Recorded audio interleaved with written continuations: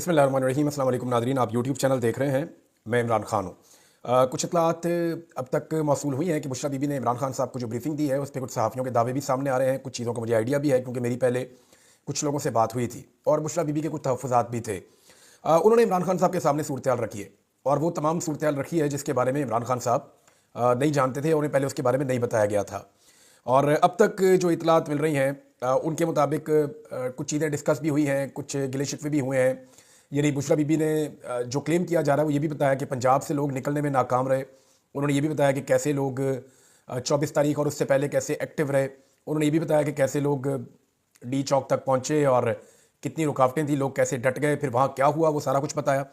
फिर जो पार्टी की लीडरशिप का किरदार था वो भी बताया, कौन लोग पहुँचे कौन नहीं पहुँचे, जो चीदा चीदा नाम है जिनके बारे में उनके पास इन्फॉर्मेशन थी। बुशरा बीबी ने वो सारी इन्फॉर्मेशन इमरान खान साहब को दी है। अब मामला यह है कि इमरान खान साहब ये डिमांड कर रहे थे कि बुशरा बीबी को बुलाया जाए, मुझे उनसे मिलवाया जाए। अब ये जो मुलाकात हुई है इसके बाद इमरान खान साहब को फैसले लेने में थोड़ी आसानी रहेगी। अब फैसले तो उन्हें बहुत इंपॉर्टेंट लेने हैं, बहुत पहले से लेने हैं, लेकिन अभी वो कोई बड़ा फैसला नहीं कर पाएंगे। उसकी वजह यह है कि जब तक इमरान खान साहब बाहर नहीं आ जाते और वो अपनी पार्टी के ऊपर मुकम्मल तौर पर अपना कंट्रोल नहीं रखते बाहर आकर, तब तक वो कोई बड़ा डिसीजन ले नहीं सकते और तब तक लेना भी नहीं चाहिए।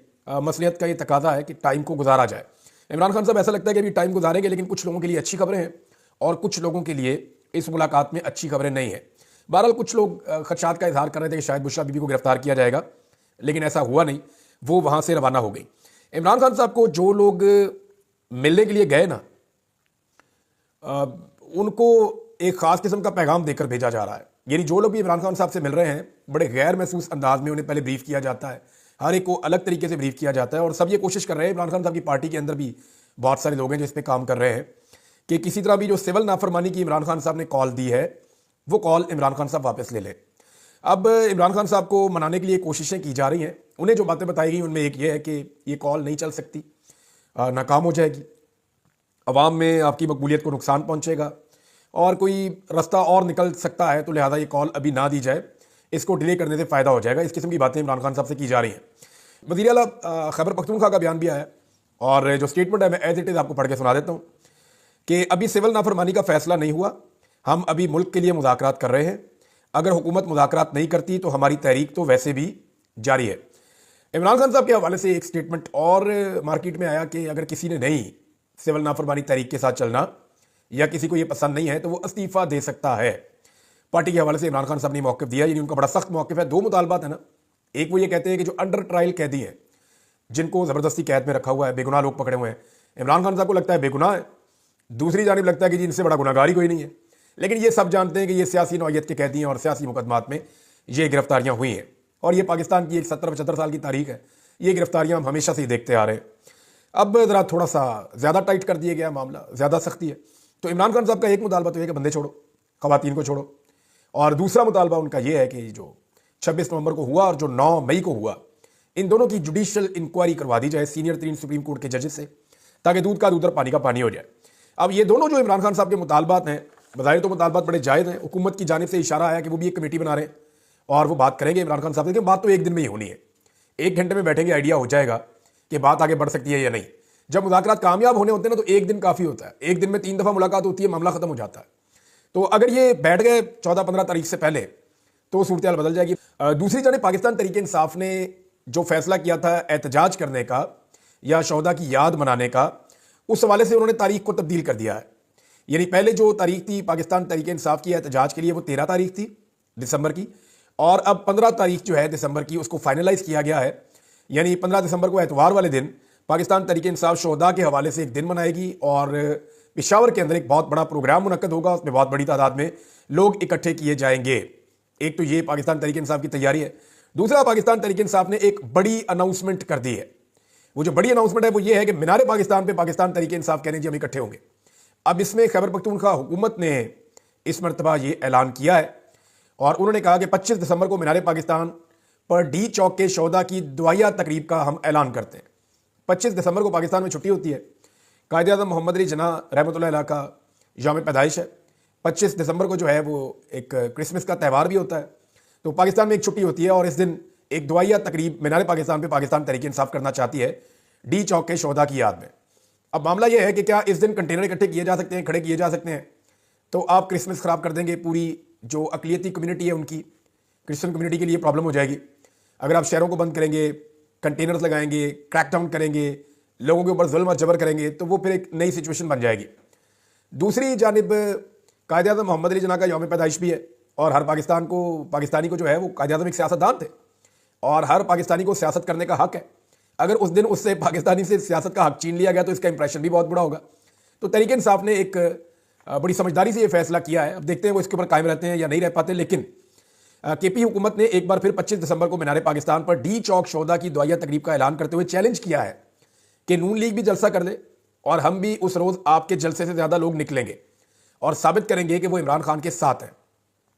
सुहेल अफरीदी हैं जी, खैबर पख्तूनख्वा कैबिनेट के मेंबर हैं, रुकन असम्बली है, सूबाई असम्बली। उन्होंने यह ऐलान किया। उन्होंने कहा कि 26 नवंबर को 79 लोगों पर गोलियां बरसाई गई, यहाँ इखलाकी इक़दार खत्म हो चुके हैं। अच्छा, ये दुआया तकरीबात भी हो रही हैं, शोहदा का दिन भी मनाया जा रहा है, सारा कुछ किया जा रहा है, लेकिन FIR की दरखास्त नहीं दी जा रही। 4 बुनियादी चीजें जो पाकिस्तान तहरीक इंसाफ को करनी थी, इमरान खान साहब ने कहा था, अभी तक चारों में से एक भी चीज पाकिस्तान तहरीक इंसाफ की क़यादत ने नहीं की। पहली चीज, FIR दर्ज करवाई जाए। इमरान खान साहब ने तो नाम भी दिए थे वज़ीर आज़म के और वज़ीर दाखिला के कि इनके नाम शामिल किए जाएं। अभी तक FIR का कोई मतन सामने नहीं आया। दूसरी चीज, सुप्रीम कोर्ट से अदालतों से रुजू किया जाए। अभी तक ऐसा कुछ नहीं हुआ। तीसरी चीज, जो लोग लापता है उनके बारे में अदालतों में पटिशन्स दायर की जाए। ऐसा भी अभी तक कोई कानूनी कार्रवाई में सामने नहीं आया। और चौथी चीज जो बहुत इंपॉर्टेंट है वो ये है कि CCTV फुटेज को महफूज बनाने के लिए कानूनी कार्रवाई का आगाज किया जाए। लेकिन इस हवाले से भी अभी तक पाकिस्तान तहरीक इंसाफ ने कुछ भी नहीं किया।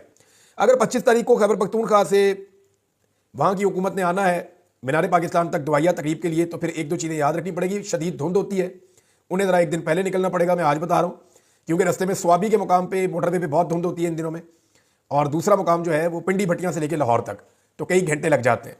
लिहाजा टाइमली निकलना पड़ेगा अगर उन्हें 25 तारीख को लाहौर में मीनार पाकिस्तान पे प्रोग्राम करना है। तो पाकिस्तान तहरीक इंसाफ की जानिब से जो पहला मुतालबा किया गया है, किसी भी कानूनी फोरम को इस्तेमाल किया गया है डी चौक के शोहदा के हवाले से, तो वो जरताज गुल वजीर साहबा ने किया।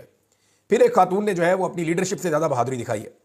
जरताज गुल वजीर ने सवालात उठा दिए हैं और अब ये कानूनी फोरम है। इससे पहले कोई कानूनी फोरम इस्तेमाल नहीं किया। बयानात दिए, सोशल मीडिया पे दिए, पाकिस्तान की मीडिया को इंगेज किया, हर किस्म की बातचीत की, इंटरनेशनली मामले को उठाया, डॉक्यूमेंट्री जिसके ऊपर बनी, लेकिन कानूनी रास्ता अभी तक पाकिस्तान तहरीक इंसाफ ने एक भी इख्तियार नहीं किया। अब जरताज गुल ने कौमी असम्बली की कायमा कमेटी में सवाल उठाया है, और ये कायमा कमेटी बराए दाखिला है, और मोहसिन नकवी साहब के हवाले से सवालात उठाए गए हैं। अब ये कानून का हिस्सा है, ये एक लीगल प्रोसीजर का हिस्सा है, वहां पे जवाबदेही होगी। उन्होंने कहा कि बताएं 25 और 26 नवंबर को किसके हुक्म पर शहरियों पर सीधी फायरिंग की गई? इस्लामाबाद से 1000 से ज्यादा पश्तूनों को लिसानी बुनियादों पर क्यों गिरफ्तार किया गया? ये जवाबात जो हैं ये मोहसिन नकवी वजीर दाखिला से मांगे गए हैं कि हुक्म किसने दिया जनाब फायरिंग करने का? वजीर कानून बताएं कि कितने अफराद की अमवात हुई हैं और कितने जख्मी हुए हैं। वजीर दाखिला बताएं कि मुतीउल्लाह जान को पिम्स अस्पताल के बाहर से सहाफती जिम्मेदारियां अदा करते हुए क्यों गिरफ्तार किया गया? इस्लामाबाद से 1000 से ज्यादा पश्तूनों को लिसानी बुनियादों पर क्यों गिरफ्तार किया गया? फिर उन्होंने कहा कि सहाफियों को उनकी सहाफती जिम्मेदारियां अदा करने पर क्यों धमकाया जा रहा है? मेरे हल्के से शफीक लुंड शहीद हुआ जिसकी लाश नहीं दी जा रही थी। यह सवालनामा वजीर दाखिला को दें और उनसे कहें कि इसका जवाब दें। तारिक बदल चौधरी साहब ने कहा जी खाली पश्तून नहीं उठाए जा रहे, हमारे अपने बंदे बहुत उठाए गए इस्लामाबाद से, यानी ताल्लुक वाले बंदे उनके भी हैं। अब देखें इस्लामाबाद के अंदर यह है कि बहुत सारे लोग पहले PMLN के थे या उनके ताल्लुकात अभी भी अच्छे हैं PMLN के लोगों से, लेकिन वो पाकिस्तान तहरीक इंसाफ के हमायती बन गए, वो लोग भी गिरफ्तार हुए। वो कह रहे जी हमारे भी लोग गिरफ्तार हैं, उनको छुड़ाने के लिए हम कोशिशें कर रहे हैं। अब पुलिस को तो नंबर पूरा करना है, पुलिस को बताया वो जी इतने बंदे आपने पकड़ने हैं और इतने आपने पश्तून पकड़ने हैं, वो धड़ा धड़ पकड़ के बंद करी जा रहे हैं। अब उसमें वो ये भी नहीं देख रहे कि बंदा हम किसका पकड़ रहे हैं। बेशुमार बेगुनाह लोग जो हैं पुलिस ने गिरफ्तार कर लिए हैं। बहरहाल ये आवाज़ उठाई है दरताज गुल वजीर साहबा ने, तो पहली कानूनी नुक्ता नज़र से एक लीगल फोरम को इस्तेमाल किया है। इसके अलावा अभी तक पाकिस्तान तहरीक इंसाफ ने कोई भी लीगल फोरम इस्तेमाल नहीं किया। खैबर पख्तूनख्वा हाउस के ऊपर जो हमला हुआ था, आपको याद होगा जब अली अमीन गंडापुर साहब के साथ अक्टूबर में वाक़या हुआ था, तो उस पर खैबर पख्तूनख्वा की हुकूमत ने फैसला किया कि IG इस्लामाबाद समेत 600 पुलिस एहलकारों पर मुकदमा दर्ज करवाया जाएगा। बहुत देर से फैसला किया, लगभग 40-45 दिन गुजर गए हैं, लेकिन उसके बाद उन्होंने ये फैसला किया कि मुकदमा दर्ज करवाया जाएगा। उसी वक्त जो है वो मुकदमा दर्ज करने के लिए दरखास्त जानी चाहिए थी। नाज़रीन, पाकिस्तान में हुकूमत ने एक नया रिकॉर्ड लगा दिया है, और ये रिकॉर्ड मैं आपको पढ़ के सुनाता हूँ, आप हैरान हो जाएंगे कि पाकिस्तान अक्टूबर में सबसे कम इंटरनेट रफ्तार वाले मुल्कों में शामिल हो गया। ये स्पीड टेस्ट ग्लोबल इंडेक्स जो है उसके ऊपर ये डाटा आया है कि पाकिस्तान को मोबाइल इंटरनेट की रफ्तार में 111 ममालिक में से 100 और ब्रॉडबैंड स्पीड में 158 ममालिक में से 141वें नंबर पर रखा गया है। यानी आप अंदाजा करें कि जो टॉप के मुल्क है ना, जहां पे इंटरनेट बहुत ही स्लो है, पाकिस्तान उन मुल्कों का हिस्सा बन गया है। मिसाल के तौर पे अगर मैं आपको बताऊं कि स्पीड जो इंटरनेट की है पाकिस्तान में, वो फ़लस्तीन, भूटान, घाना, इराक, ईरान, लबनान और लीबिया से भी नीचे आ गई है। अंदाजा करें कि जंगज़दा इलाकों में पाकिस्तान से बेहतर इंटरनेट चल रहा है, लेकिन पाकिस्तान में इस दौर जदीद में इंटरनेट की फैसिलिटीज़ प्रोवाइड करने में मौजूदा हुकूमत नाकाम है। इमरान खान साहब के दौर में भी इंटरनेट चल रहा था, लेकिन ये शिकायत नहीं आती थी। मसला यह है कि सोशल मीडिया के ऊपर जब भी कोई अहम इवेंट होने लगता है, और पाकिस्तान में हमेशा कोई ना कोई अहम मामला चलता ही रहता है, तो जब भी हुकूमत को लगता है कि अब हमारे ऊपर तनकीद आएगी, वो इंटरनेट ही स्लो कर देते हैं। बाद वक़्त इंटरनेट बंद ही कर देते हैं, बाद वक़्त को फायर वॉल्स किस्म की चीज़ें एक्टिवेट कर देते हैं। अब इन चीज़ों ने पाकिस्तान को नुकसान कितना पहुंचाया? एक तो पाकिस्तान के शहरियों को नुकसान, पाकिस्तान की इमेज को नुकसान। दूसरी चीज़ जो हो रही है, अभी जो माहिरीन ने एक डाटा दिया है, उस डाटा के मुताबिक ये जो स्लो इंटरनेट है, इसकी वजह से पाकिस्तान के जो फ्री लॉन्सर्स हैं, उनको जो काम मिलता है बैरूनी दुनिया से, मगरबी ममालिक से, उसमें 70% की कमी होने वाली है या हो गई है। अच्छा, ये जो सारा काम है, ये बिजनेस है, ये ट्रांसफर होकर चला जाएगा, जिसके इम्कानात का इजहार किया जा रहा है बांग्लादेश या भारत को। यानी जो थोड़े बहुत पैसे पाकिस्तान में ज़र मुबादला आईटी के शोबे के अंदर पाकिस्तानी लेकर आ रहे थे, या हमारे नौजवान अपने तौर पे जोर लगा के पाकिस्तान को उठा रहे थे। गवर्नमेंट की तो पॉलिसी ही कोई नहीं है, गवर्नमेंट की जानिब से तो सपोर्ट ही कोई नहीं है। अब अगर आईटी की इंडस्ट्री को अपने जोरे बाजू पे नौजवान उठा रहे थे और कोशिश कर रहे थे, तो बजाय इसके कि उसको सहूलत दी जाती, उनका इंटरनेट ही बंद कर दिया, जो उनका बेसिक टूल है।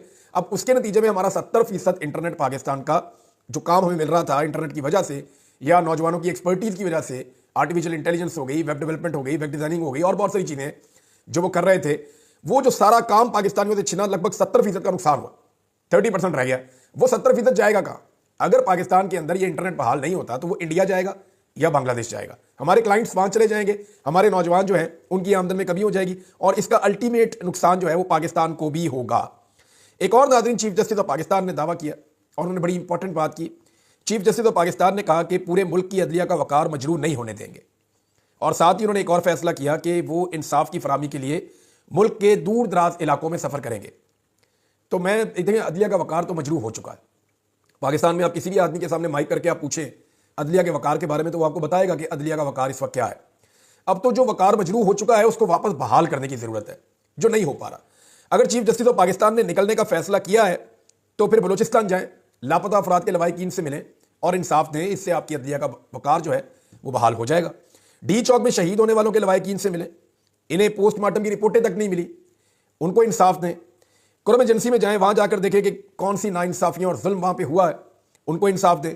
अंदरूनी सिंध में जमीनों पर कब्जे जाके छुड़ाएं, कच्चे के इलाके में जाकर देखें कि वहां पे क्या हो रहा है। ईरानी तेल की स्मगलिंग जाके पकड़ें बलूचिस्तान के इलाकों से, जाएं और देखें किस तरह पूरे खैबर पख्तूनख्वा और बलूचिस्तान के बहुत सारी जो बॉर्डर बेल्ट है, वहां पे अब अफीम की पैदावार हो रही है।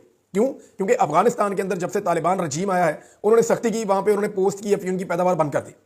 अब वहां पे वो पैदावार नहीं हो रही, उन्होंने पहले भी बंद की थी, फिर बंद कर दी। तो यहां बहुत सारे ऐसे लोग हैं जो शिफ्ट हुए हैं और जो ये काम करने के लिए डेली आते हैं और वापस भी जाते हैं।